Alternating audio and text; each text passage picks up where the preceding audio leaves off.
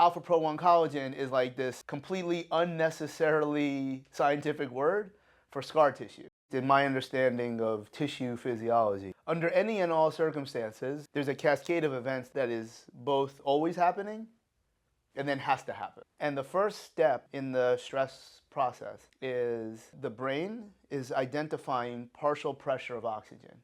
And when there's a decrease in partial pressure of oxygen, that's when the cogs and sprockets in your brain start moving to start to transcribe messenger RNA, which is the blueprint for Alpha Pro 1 collagen to be remodeled in the area of hypoxia. Alpha Pro 1 collagen is like this completely unnecessarily scientific word for scar tissue. I think the best way to link the value of understanding hypoxia with tissue remodeling is scar tissue isn't bad. Like, you need scar tissue. If something is torn, or it has to be scarred over.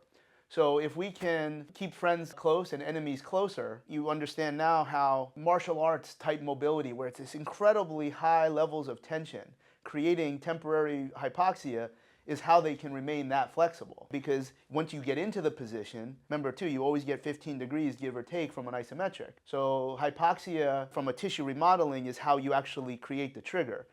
Now, the cool part is hypoxia, oxygen, is a huge part of different types of energy systems. Remember, keep your friends close and enemies closer. If we are not keeping our friends close and enemies closer, and we train without oxygen in a significant way, you're triggering the same messenger RNA process.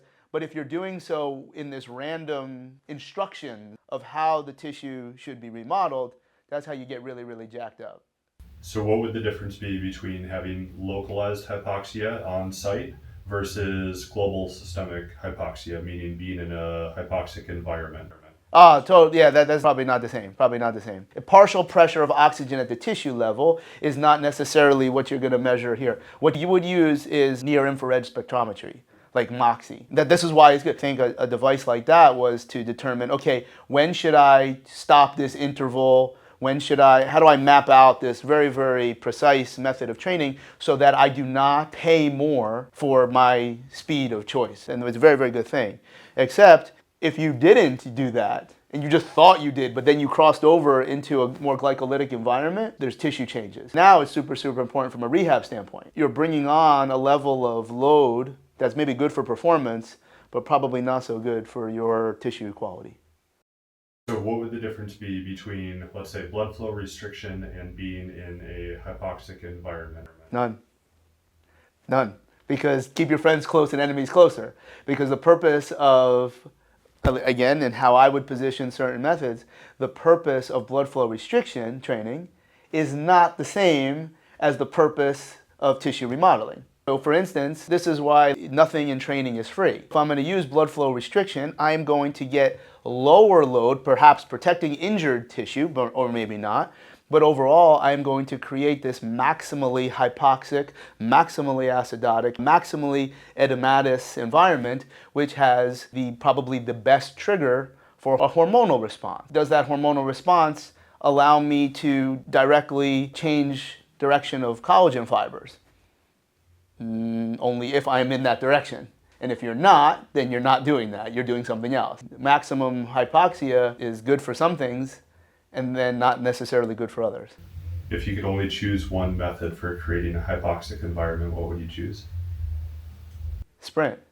Train hard. Why sprint? Because if you're sprinting properly, you're in maximal ranges of motion.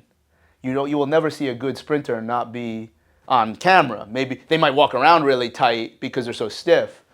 But if you can get into your maximal ranges of motion under high load, and you're sprinting because you're probably in a highly hypoxic environment, you're not breathing when you're sprinting for 10 seconds, that would be a cool thing to do. Any tools you would use, not necessarily exercises, but ancillary devices or techniques? I mean, you could, but you asked me for one. What would be the best? Best tool is, I guess, what I meant. No, because blood flow restriction has its limitations because you can't use certain loads. Blood flow restriction for high levels of performance is like secondary or tertiary, is very primary for hypertrophy, even a temporary muscle pump, before you go out of gorilla position, but it's a hormonal response. I've told this story before where end of a bar on the Upper East Side, this surgeon has now passed away, would be known as a forefather of orthopedics, particularly in New York City. And he was asking me about blood flow restriction. There's a bunch of other things that we talked about. I said, yeah, like it's just a hormonal response. That's why the muscle gets bigger, provided you're eating. That's all it does. He goes, yeah, I knew you would know that because as surgeons, we don't really care. We ignore it.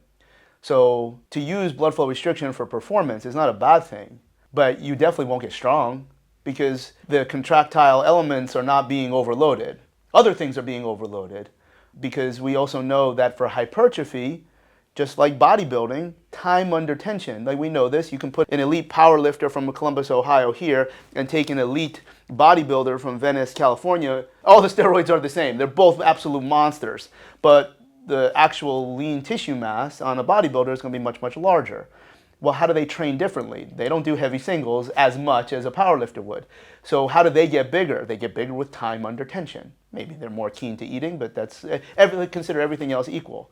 So you can get a bigger muscle with time under tension. That doesn't make you strong because the powerlifter is way stronger than the bodybuilder at the same elite level. Bigger muscle is always stronger from a cross-sectional area, but there's a whole bunch of other things in terms of contractile force production, speed, all of these, because it doesn't help you get bigger. It doesn't help you get a bigger muscle.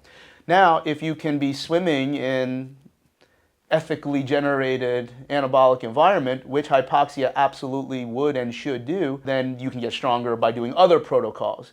But the moment you stay in that, whatever you're going to say, in my mind, 20%, 25% of 1RM and lower for blood flow restriction, to me, the only value is when you're injured. The actual tissue cannot withstand it anyway. So we never really got into tons of blood flow restriction ever. Not that I don't have one right over there, but it's just do 2020 and hang around in the lower ranges of 25%, which would be the upper ranges of blood flow restriction. Now, you can't necessarily do that without weights. There might be other modalities that blood flow restriction makes sense, but you can't get stronger, in my opinion, for somebody who's already relatively strong.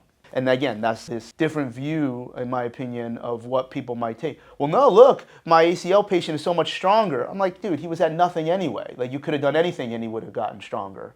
Of course, there probably are studies, significant amounts of studies that say blood flow restriction got stronger than non-blood flow restriction. That's not unfair. That's not wrong. But the actual method didn't get you stronger. The hormonal response got you larger cross-section, which is always going to be stronger, and then probably carried over to other things once you got into more appropriate levels of loading. And look, that doesn't mean I'm not a fan of blood flow restriction. It doesn't mean it doesn't work. Like, you don't necessarily need it. If I have a tissue loading issue, how about I just take two bands, cinch them at the top of the rack, put one under here, and do your toe raises that way. You just went from 330 pounds to 100 pounds, especially if they're the giant bands. I just deloaded you the same way, and now I can get 100 reps, which should give me the same time under tension that I would get through something else. I'm not saying that's the only way, but. So why 2020 and not a more explosive concentric or faster concentric and just prolonging the exertion duration? Because if you're already using really light loads, if you can do 20 reps, you could probably do 42. I wouldn't argue that. 2020 would be like closer to a sniper precision in this for this goal. Or I could just pick a weight and do a 50 RM, and I'll probably achieve similar adaptations. Then why the 2-second concentric? Wouldn't that be counterproductive from the strength and even a hypoxic environment? No, not hypoxic, but for strength, yes. Nobody is going to, well, again, this is what makes it very interesting. Directly, no one would get stronger from 2020. Because you should not be exceeding 50% of your 1RM. What are you doing? You're creating type 1 hypertrophy, which has type 1 muscles will have a larger proportion of mitochondria. So I explained this to a defensive lineman just yesterday, or it might have been the day before. I'm like, this isn't helping us knock anybody out in the 10th round. This is helping us knock people out in the 10th round by our punch later in the match is just as strong as it is in the beginning. So as you get fatigued, your type 1 fibers still contribute to explosive movements. They're not your primary choice. So if I have to use type 1 fibers and they have more mitochondria and they're bigger, lots of things can happen. So if you take, let's say, a phase of 2020 and then you've increased total mitochondria in type 1 fibers of any given area, and then go into something else, in theory, you might not get stronger, but you will have a 4th rep instead of 3. You'll get a 5th set instead of 4. So each individual microcycle component is increased, all because you showed up with more relevant work capacity. Wouldn't you accumulate fewer waste metabolites if you're intentionally slowing the concentric though? No, I don't. Maybe. I might be over my head. I mean, like if you put the MOXIE on it, you know. I wouldn't use MOXIE with 2020. The goal is to be significantly hypoxic. Because with the 2020 protocol, we're looking to, you're also gaining a hormonal effect, which is a very good thing. 2020, you should gain hypertrophy. Well, how could you gain hypertrophy if you're not really overloading the tissue?